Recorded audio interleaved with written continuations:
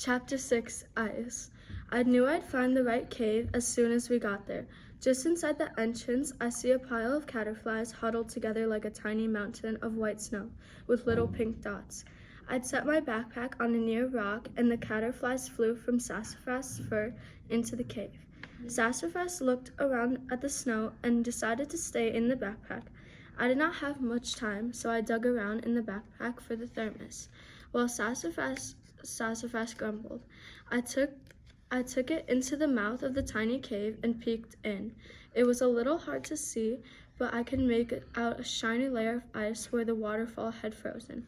The two caterflies woke up the rest of the caterflies in the cave and told them about their adventure to and from the barn that morning. It ended with them pointing to me saying, "That's Zoe. She's going to rescue our eggs."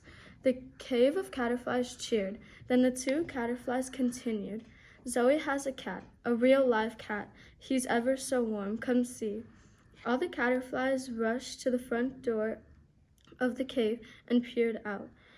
"Ooh," they said at once, and then one and then another. And then all the caterflies launched into the air and landed on my cat. They snuggled down into his fur and began to purr.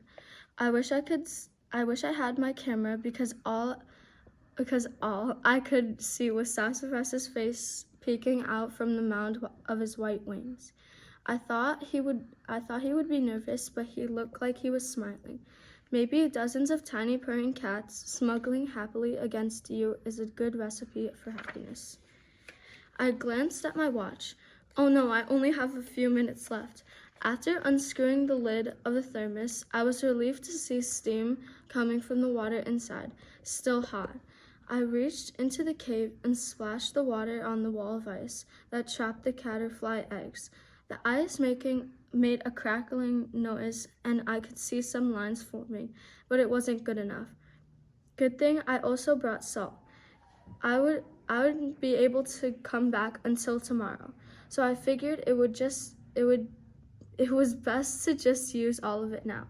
It should definitely be enough to melt that ice. I pulled my glove off with my teeth and poured a ton of salt into my open hand. Then I rubbed the salt as best as I could all over the ice. Then, when I was done, the ice had a nice layer of salt on it. With my ear to the cave, I could hear more ice crackling.